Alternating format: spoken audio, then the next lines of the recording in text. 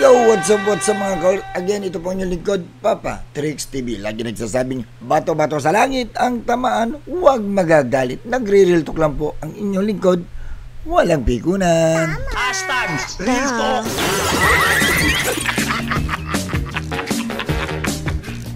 Alright mga kapatid, so eto na, mga ka-alright natin yung mga kapatid natin dyan, eto, no? Topic natin ngayon, ayan na, booking na mga galawan PBBM pinag-uutos po sa DPWH. At syempre, whistleblower, sino ba tong whistleblower na to? Alamin natin mamaya. So eto guys, reaction na muna natin etong mainit-init na balita dahil po dito sa kautusan ng ating Pangulo sa ating magaling na Secretary ng DPWH, Vin Dizon. Ano po ito? Pakinggan natin mga ka-alright. Update na tayo mga ka-alright. Iniutos ni Pangulong Ferdinand Marcos Jr. kay Public Works Secretary Vince Dizon na pababain ang halaga ng mga materyales sa mga government infrastructure project matapos madiskubring 50% o higit pa ang ipinapatong sa presyo ng mga ito. Papaalala ko lang sa inyo, ito po yung ibinuking ni Bryce Hernandez, kung maalala po ninyo, sa pagdinig po sa Senado, sa Blue Ribbon ng mga nakaraan po.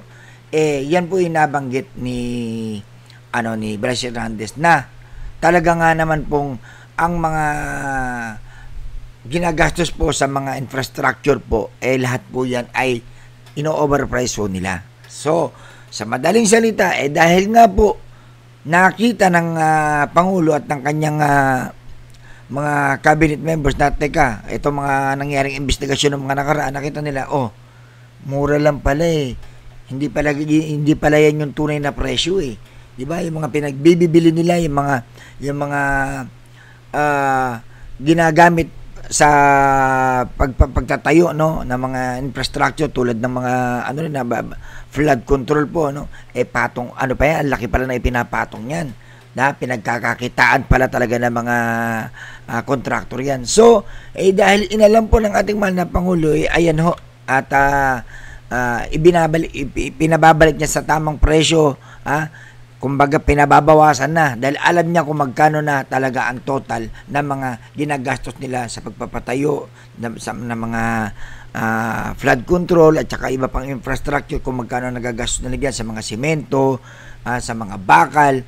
Ito po dahil nga sa investigasyon, ayon yan sa investigasyon ng ating mahal na Pangulo, nakita niya talagang puro overprice, di ba? Sabi nga ni Bryce Hernandez, overprice po ang ginagawa nila. Sinasadya talaga nila yan. So, eto, tuloy natin. Secretary Vince Dizon na pababain ang halaga ng mga materyales sa mga government infrastructure project matapos madiskubring 50% o higit pa ang ipinapatong sa presyo ng mga ito. Samantalang isa umanong napakahalagang testigo ang inaasahang haharap sa susunod na pagdinig ng Senate Blue Ribbon Committee. Kung muling pauupuing chairman nito si Senate President Pro Tempore Panfilo Lacson. Yun. So, eto pa. Dahil nga itong whistleblower na to, na eto this time, sino kaya ito? Palaisipan mo sa atin, sino ba to? Baka si Orly na yan. Bumaliktad na. Yun po sinasabi ng iba. Ngayon, mukha yatang may malalim na pinaghuhugutan itong ating magaling na senador na si Ping Lacson dahil gusto niya patunayan talaga na itong ginagawa niya investigasyon walang personalan. Ito ay puro katotohanan lamang with the receipt, di ba? May resibo po. Tulad doon yan. Kung Marcoleta, merong whistleblower na hindi natin alam kung saan na nagsusuot ngayon, kung saan lungga na pumasok yan. Hindi na natin malaman kung saan na nagtatago tong Orly Gutesa na to. Vizcaya, nababanggit po ko pangalan ng mga Vizcaya. Speaking of Vizcaya, mga ka-alright, speaking of Vizcaya, totally failed na po, wala po silang aasahang maging state witness. Malabo. Okay? Pero dito tayo guys, dito tayo sa importanteng tao magwi-witness. Bakit? Sasabihin na naman ng iba dyan, baka si Martin Romualdez yan.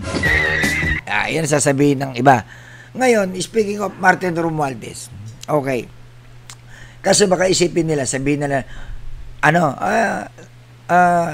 pag si Martin Romualdez yun, alam na this, luto na to, sasabihin nila. Okay, wala pa pong naglilik na kahit man lang confirmation lang ho sa loob po, inalam ko rin ho, hindi ho si Martin Romualdez. Hindi ho yan.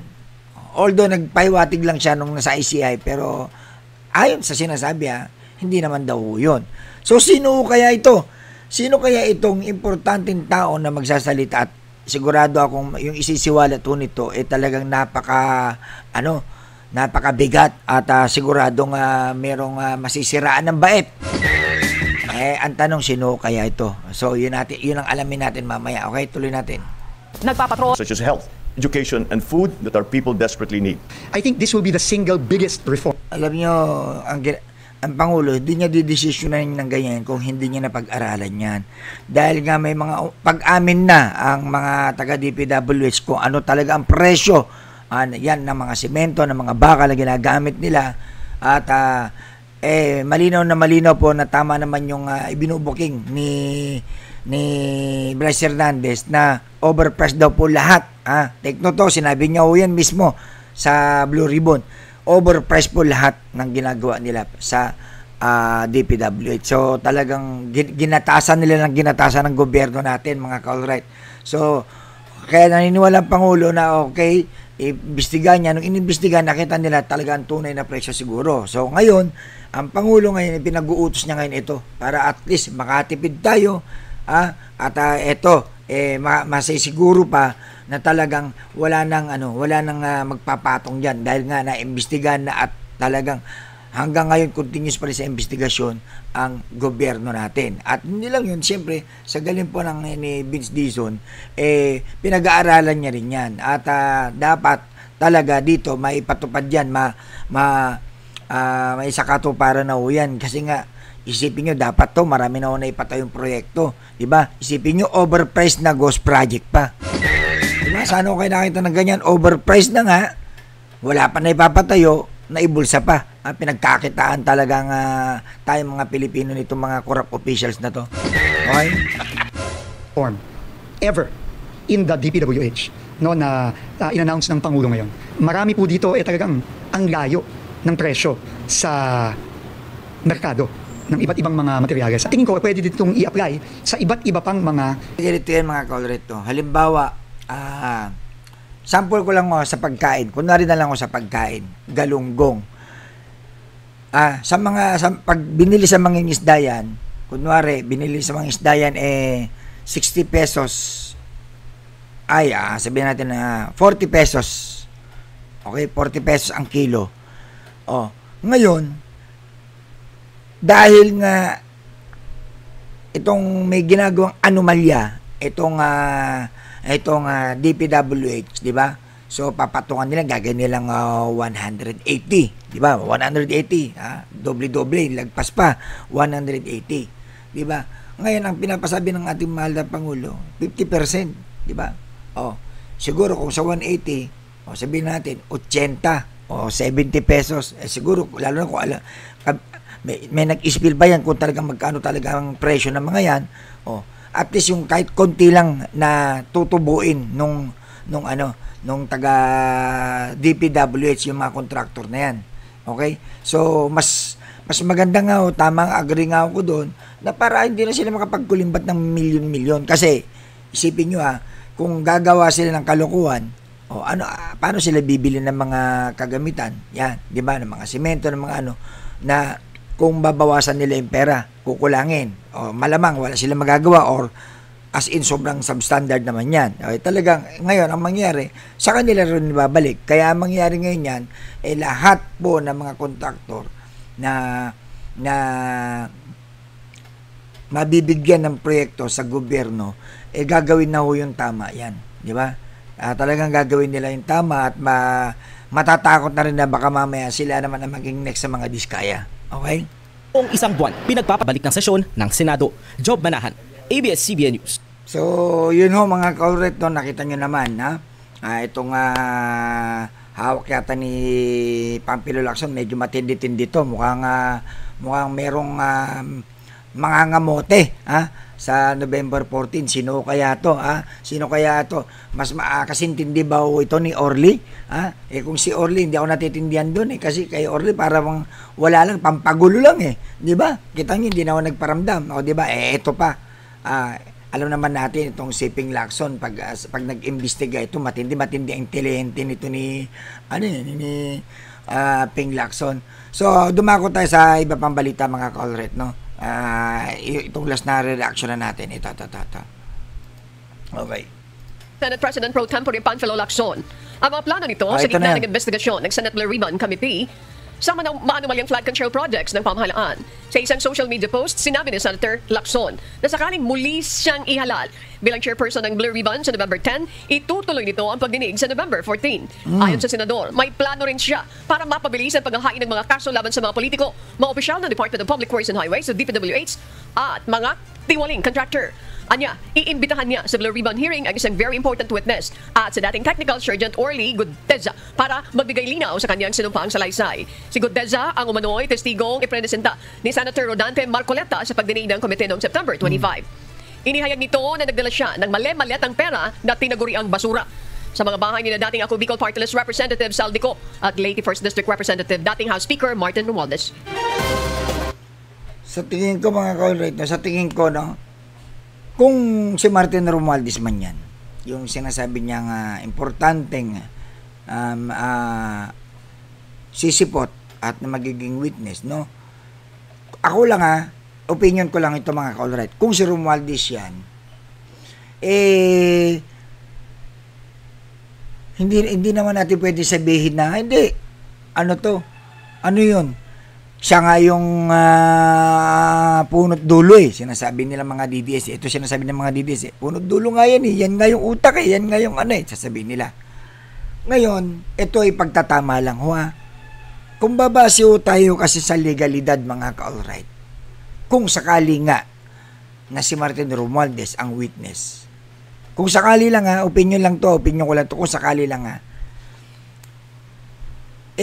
malakas na ebidensya yan. Para sa akin, malakas na ang mga sasabihin dito ni Martin Romualdez laban sa mga tiwali na mga nasa gobyerno.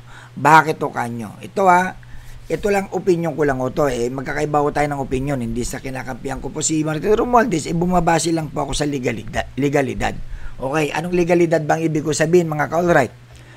Si Martin Romualdez po, magpasa hanggang ngayon, ay wala pa pong ebidensya, take note, ebidensya na hawak ng mga diskaya or ng mga ibang mga kontraktor na nagpapatutuo na itong si Martin Romualdez ay sangkot sa mga ganitong anomalya, ganitong malawakang korupsyon sa gobyerno. Okay, ulitin natin. Mismo nga mga diskaya na nga po, wala hong mailabas. Kasi, paano maglalabas sila kung live sa social media nung nasabi nila sa Blue Ribbon na narinig lang daw nila. So, doon pa lang, wala nang kredibilidad ang mga diskaya at wala na silang pwedeng gawin pa para madiin nila itong si Martin Romualdez. Okay? Dahil nauna nang nasabi nila na narinig lang nila, wala silang personal na interaksyon na nagkita o nagharap-harapan, nag-meeting. Sabi rin niya ng asawa ni Diskaya, di ba, sa Congress iyan. At mismong siya, nagsalita siya na wala siyang walang pagkakataon na nagkaharap o nagkausap si Martin Romualdez at yung asawa ni Diskaya. Okay. Sino naman itong si Orly? Okay. Di ba binanggit din ito si Martin Romualdez at dinadala para sa bahay mismo ni Martin Romualdez. Ang tanong nga may aligasyon na galing ito kay Orly Guteza. Ay ang problema, si Orly Guteza po ay hindi na sumisipot, hindi na nagpaparamdam. Ni wala nga tayong balita kay Marcoleta na siya mismo may dala ng witness na to, na si Orly. Sana man lang nag-update itong si Marcoleta. Sinasabi niya, antay-antay lang ho kayo dahil marami pang revelasyon, patututuhanan itong si Orly Guteza. Di ba? Kaso wala di ba? Wala. So, sa madaling salita, lumabas ang Orly Gutesa sa Blue Ribbon. Surprise witness ito ni Marcoleta na wala nang no-show na, wala nang paramdam, wala nang update mismo na galing kay Marcoleta. O, di ba? So, asaan dito yung magiging mabigat sana na paratang o na ibabato kay Martin Romualdez. So, wala pa. Okay? Ulitin ho natin. Ha? Alegasyon, wala pa pong ebidensya sa nagsabing sa dalawang taong nagsasangkot sa kanya. Gutesa and Vizcaya. Wala pa ho. Ngayon, paano ngayon yan? Kung siya nga, kunwari siya nga, si Martin Romualdez nga yung titistigo, magwi-witness dyan. Di marami magtatawanan ngayon yan. Di ba? Pagtatawanan ngayon, sasabihin nila, grabe talagang grabe. Sabihin na ng mga DDS dyan. Ay grabe talagang ginawa pa talaga witness. Siya nga yung yun ang isip ng iba. Pero, paglilinaw ko nga isipin nyo ito. Wala hong ebidensya laban kay Martin Romualdez. Okay? Wala hong ebidensya na magpapabigat sa paratang kay Martin Romualdez. Wala pa magpas hanggang ngayon. So, hindi natin sinasabi na wala, as in wala talaga. Malay nyo, bukas makalaw, meron maglabas niyan. Pero as of now po, sa mga update pa lang po sa mga balita at sa mga Vizcaya at saka kay Orly Gutesa, wala hong sapat na ebidensya ang hawak nila na na magdidiin kay Martin Romualdez. Wala pa ho. Okay? Ngayon, paano yan? Ba't siya gagawing witness? Ano naman ang niyan? Natural, ilalaglag niya yung mga kalaban niya. Yun ang akala ninyo. Bakit? Kasi si Martin Romualdez, siya po ang former House Speaker, di ba?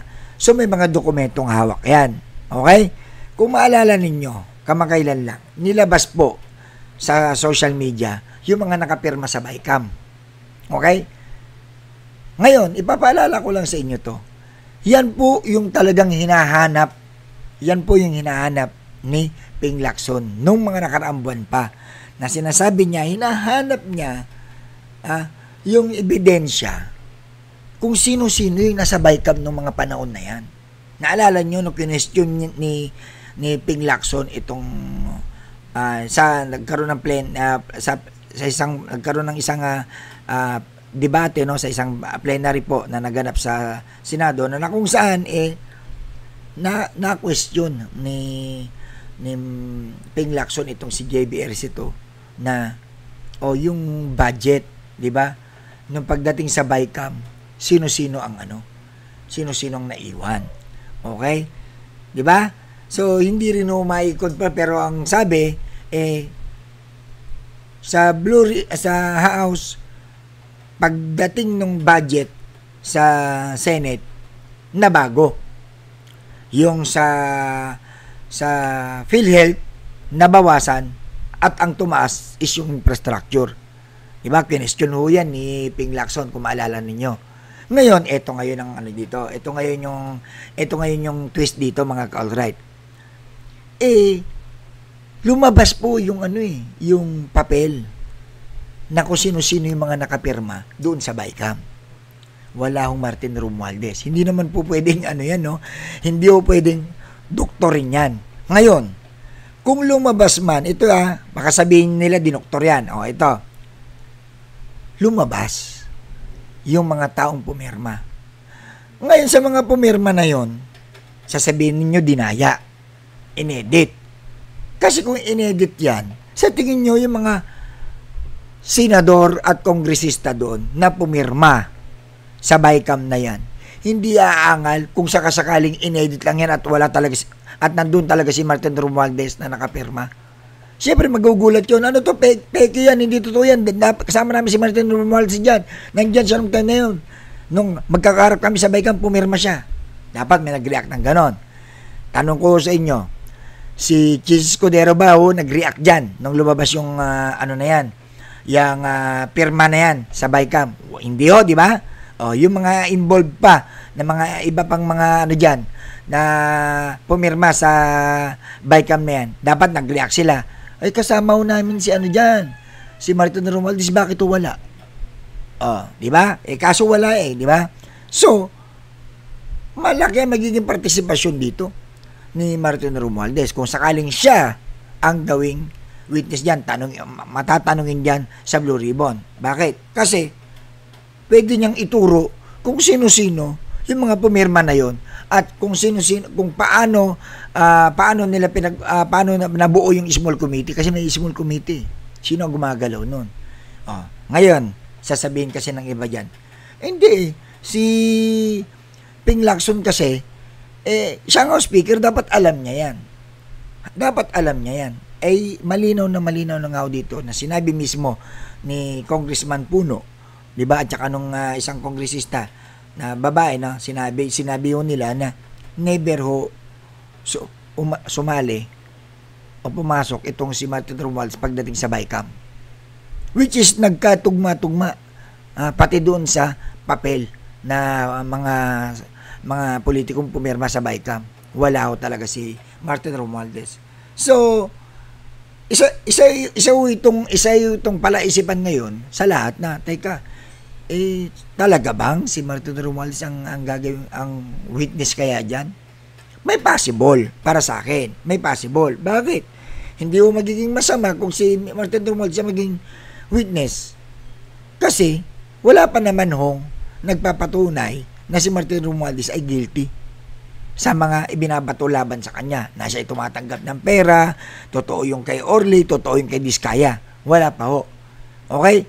Pero kung may mga pagpapatunay, may ebidensya, may proof, may resibo na si Martin Romualdez totoo yung mga paratang ni Orly at ni Diskaya, talagang na yan, hindi na tama yan. Tapos gagawing witness pa.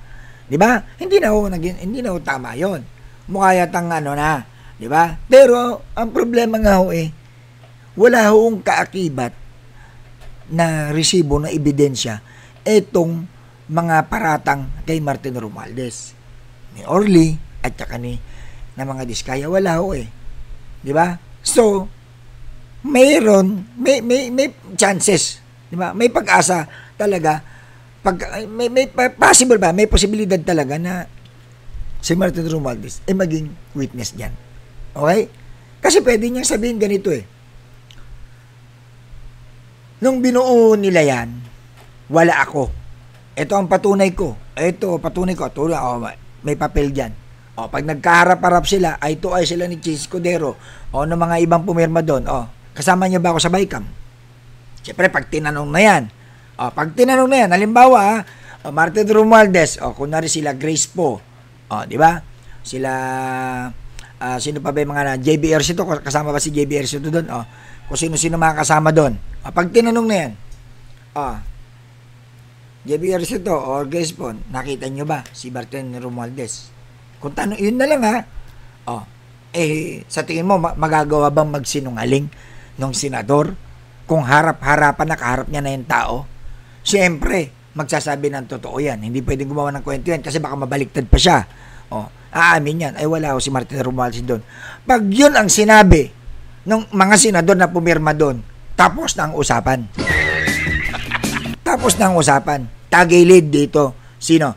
Si Chis Escudero. Okay? Once na nagkaharap-harap na yan, si Martin Romualdez ang humarap dyan sa Blue Ribbon at siya yung maging witness dyan. Simple lang ang tanong dyan yung mga pumirma dito. Sino-sino pumirma? Kayo mga pumirma. Bakit wala si Martin Romualdez doon sa BICAM? Sino ang nakakita sa inyo? Sino ang magpapatunay sa inyo dito na si Martin Romualdez kasama doon? Paano pag walang tumaas ang kamay? Diba? Paano pag may nagsalita, isa man sa mga sa mga senador diyan na sabihin nila ay wala siya doon So tapos na ang laban. Di ba? Nalinis na. Ibig sabihin, si Martin Romualdez, totoo ang kanya sinasabi na hindi siya sumasali. Totoo ang sinasabi ni Congressman Puno. Totoo ang sinasabi ng isang babaeng kongresista na hindi ho nasali ng BICAM itong si Martin Romualdez. So, yari ngayon itong si Chi Escudero. Sila yung kasi kung nandito sa Pinas, kung andyan itong si Saldico, yari rin to, di ba? Pero yun nga, ang mapuputokan dito, sino? Si Chi Escudero. Kasi magkakatugma-tugma. Tandaan nyo po, nagpunta po araw ng Sabado si Chi Escudero sa House of Representatives. Sino pinuntahan? Hindi naman po si Martin Romualdez Yan pinuntahan niya si Saldico. Tapos lumabas yung mga ganitong korupsyon, yung mga insertion, di ba? Malawakang paglalantad ng mga kasinungalingan sa gobyerno ngayon natin na nakikita naman natin ngayon naglalabasan ng katotohanan. So, malalagay talaga sa alanganin dito si Chi Escudero po, di ba? Kaya opinion ko lang to wala akong sama ng loob dyan. Baka isipin nyo, pinagtatanggol mo si Martin Romualdez.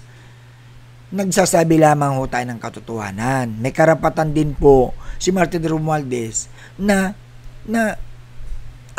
makamit niya yung justice na kung ito naman ay hindi totoo. Pero kung totoo naman yan na siya ay sangkot dito, dapat po merong isa sa mga tao na naglalabas ng aligasyon laban sa kanya na may mga patunay na resibo. Di ba? Kaso ang problema po, ang Diskaya, ang patotoo niya lang is narinig lang nila doon sa engineer na kausap nila.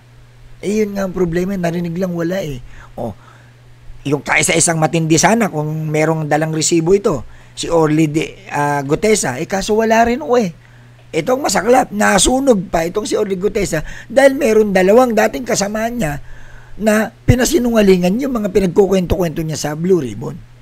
Di ba? So, mukha yatang pasikip ng pasikip ang mundo nitong mga taong gustong lumusot pero bukelya na. Di ba? So, yun lang po mga kaulay. Ito opinion ko lang opinion ko lang ito. Yun ang nakikita ko. Sa katotohanan lang tayo. Until now, wala pa ni isa sa mga nagpaparatang kay Martin Romualdez na hawak na ebidensya na nagpapatotoo na siya ay may pagnanakaw sa kaban ng bayan, pagbubulsa ng kaban ng bayan. Wala pa ho. Puro alegasyon lang. Okay? Hindi ho pwedeng mag-stand ang isang alegasyon yung mga paratang.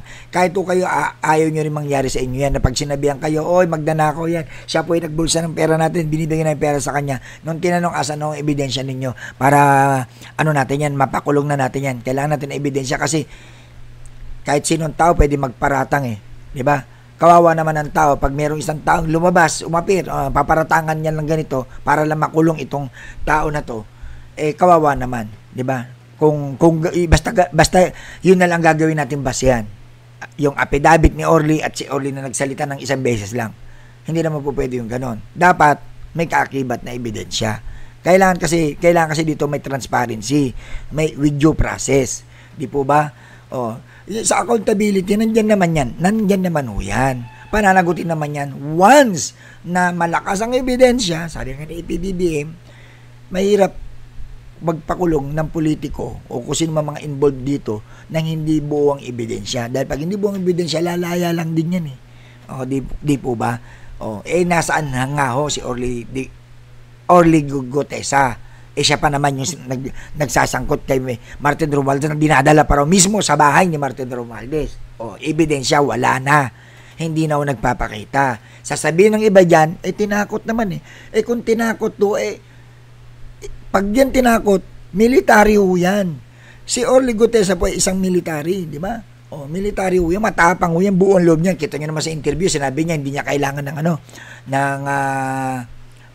witness protection program kasi nga, kaya niya rin lumaban, may baril daw siya. Ayun, sabi niya yun Pero sa affidavit niya, sablay. Sa affidavit niya, humingi siya ng witness protection program.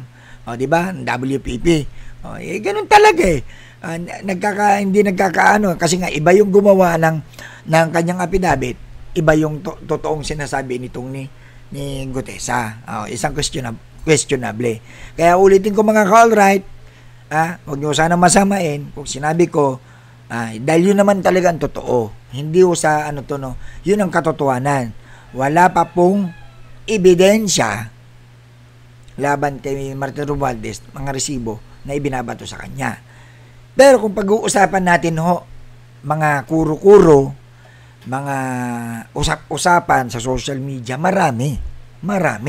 Andyan na yung salitang, ay, posibleng wala siyang alam yan. Siyang House of Representative, dapat alam niya yan.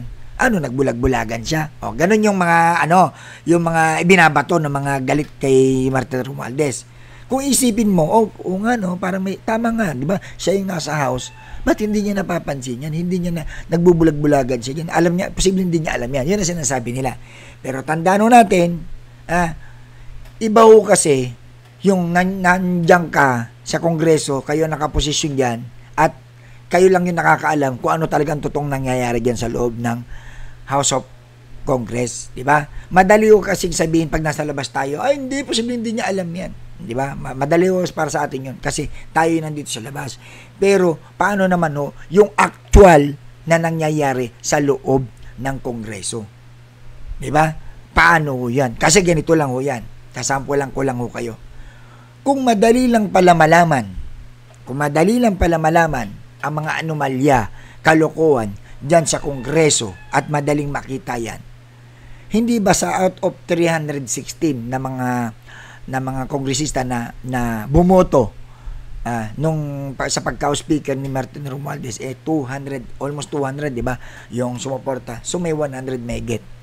Sa 100 mahigit na yon, na hindi sumuporta kay Martin Romualdez ng mga panahon na yon, ni isa ba doon hindi pwedeng pumiyok at magsalita ngayon at sa ganitong nangyayaring investigasyon ngayon na nasasangkot si Martin Romualdez na magsasabi, totoo yan na binabayaran kami ni Martin Romualdez, totoo yan yung mga anomalya, nakikita namin si Martin Romualdez, talagang grabe yung pinagagawa niya nung nasa Congress kami. Dapat may ganun. Kaso wala di ba? Meron naman lumabas na isa, pero aligasyon lang din. Etong si Kiko Barsaga na medyo nawala yata yung pangalan niya ngayon medyo nananahimik di ba? Yun lang di ba? Kaya paglilinaw antayin natin, malin nyo bukas makalawa kung mayroon ng lumabas na ebidensya laban kay Martin Romualdez, pagpapatotoo, resibo, maganda kung ganon. Kung wala mayroon possible nga talaga may karapatan si Martin Romualdez na maging testigo sa Blue Ribbon. Pero inuulit ko wala akong kasigurado doon kung si Martin Romualdez yung magiging testigo diyan, yung magwi-witness diyan. Wala akong kasiguraduhan. Opinion ko lang ito Kasi kung iisipin natin, sino pa po ba ang magiging isang lakas na talagang mas credible na magsasalita pagdating sa investigasyon dito sa flood control na to. Sa mga deliberation ng pera na yan, yung mga ano na yan. Kasi sino-sino ba yung mga nakakaalam diyan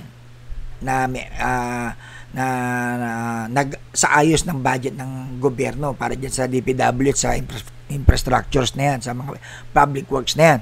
So, may possible, para sa akin, malaki magiging partisipasyon dito ni Martin Romualdez kung siya yung kukunin at maging witness. Kaso, magagalit na naman yung iba dyan. Sasabihin na naman dyan, sira ulo ka pa, Patrick. Ba't mo gagawin witness? Siya nga yung tinuturo nila Orlin. Kaso ngayon nga ang problema Allegation pa lang walang pagpapatunay. Di ba? Ngayon, magkakaalaman na lang yan pag nagkaharap-harap na yan. Kung sakali Martin Romualdez haharap sa Blue Ribbon at ihaharap itong mga senador na nakapirma doon at tatanungin sila, nakakita nyo ba si Martin Romualdez na nasa BICAM? Sa tingin nyo po ba nandoon ang pirma ni Martin Romualdez, dinaya lang?